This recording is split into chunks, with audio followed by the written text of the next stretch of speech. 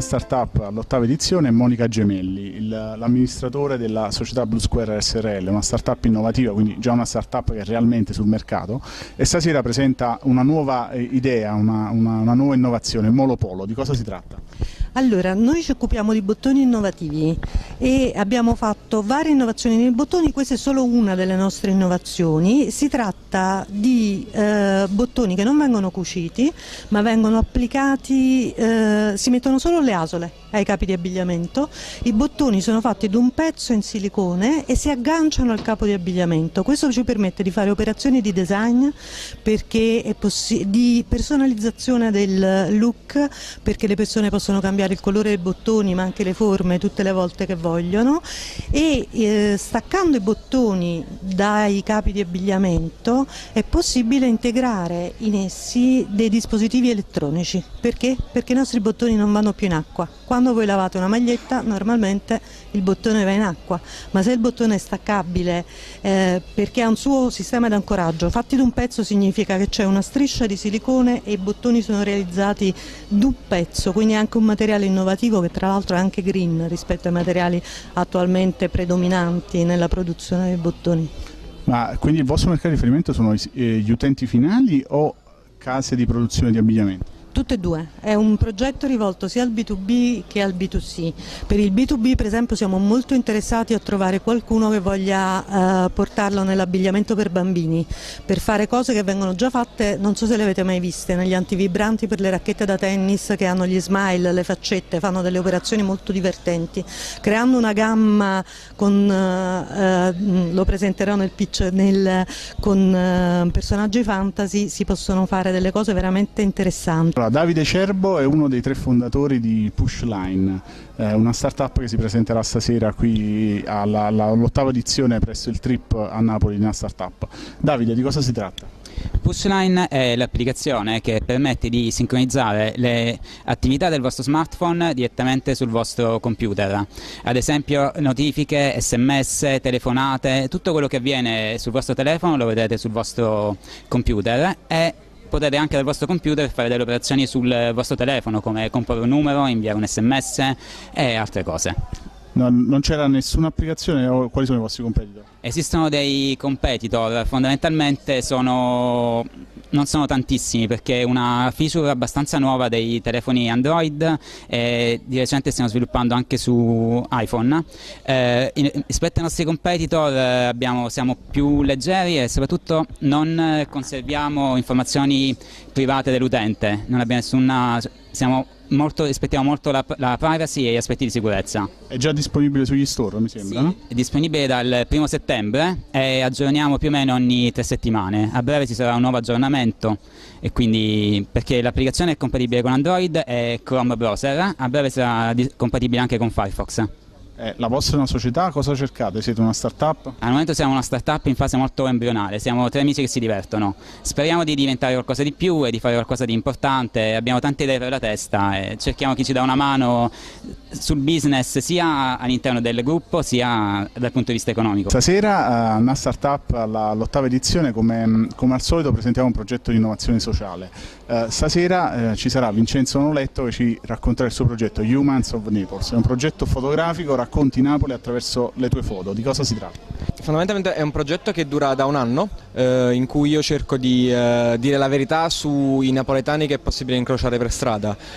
Faccio loro sempre le stesse 4 domande in modo tale da poter riassumere quella che è l'esperienza della loro vita, e poi faccio loro una foto. Diciamo è un pochettino come quando ti portano a una festa e non conosci nessuno, c'è l'amico che ti presenta man mano tutte le persone che... Quali sono le domande che fai? La cosa più bella che hanno fatto nella loro vita, la cosa più brutta, cosa amano fare e cosa odiano fare. Diciamo che servono proprio per poter racchiudere poi l'esperienza di vita. Quante foto hai fatto fino ad ora?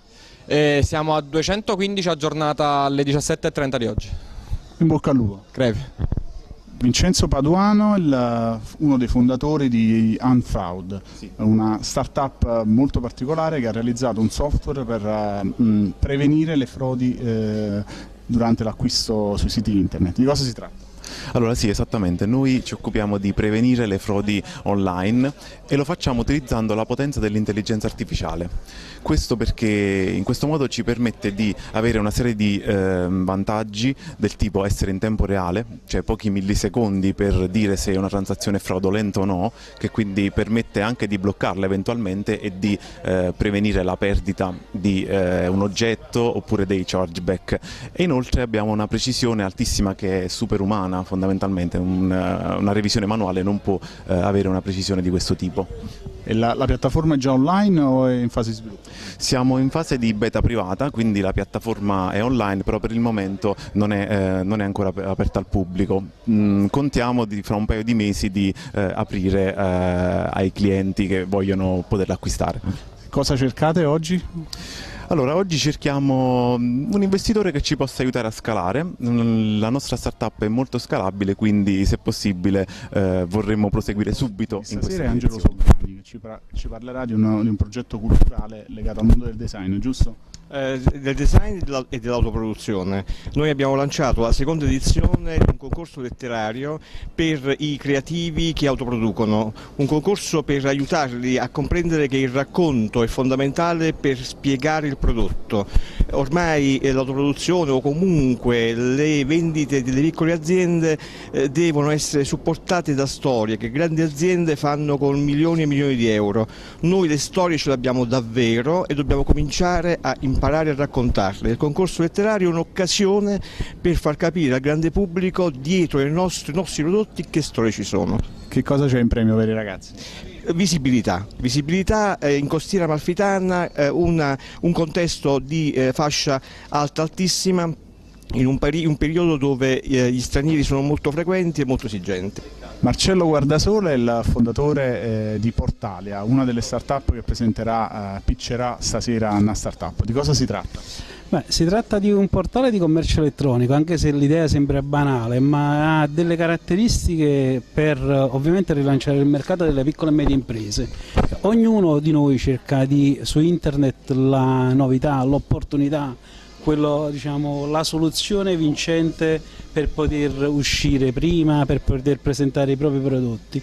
Portalia è un contenitore di aziende, dovrà essere un contenitore di aziende in cui gli diamo tutta la tecnologia possibile ad un costo bassissimo, cioè le aziende avranno la possibilità di presentare i propri prodotti anche tramite l'utilizzo di Skype. Non esiste nessun portale oggi che può presentare i propri prodotti attraverso un videoprodotto. Eppure una cosa banale, oppure per esempio collegarsi a Facebook con la propria azienda all'interno di un contenitore, cioè cerchiamo di dare valore aggiunto alle aziende, quello che normalmente all'interno di un portale, qualsiasi portale, tende a favorire se stessi, ma meglio le PMI. Quanto cerchi? Che finanziamento cerchi? Ma guarda, io quello che cerco mi serve sostanzialmente per il marketing. Il massimo, il desiderato dovrebbe essere intorno ai 100.000 euro, ma che comunque nell'arco dell'anno dovrebbero rientrare tutti, perché sono sufficienti 500 aziende a livello nazionale, quindi 2 aziende per regione, su 15 regioni, per poter raggiungere questo obiettivo minimo, per ripagare soltanto i costi del marketing, quindi tutto il resto ovviamente viene in modo, tutto quello che viene successivamente, quello che viene in più serve per poter migliorare il portale, perché ha bisogno dell'app, ha bisogno dei coupon da integrare, ha bisogno dell'internazionalizzazione, quindi ci sono tutta una serie di feature aggiuntive che possono far crescere il portale e possono far crescere la struttura, perché ovviamente questo deve essere un portale che parte da Napoli, cresce su Napoli ma a livello nazionale.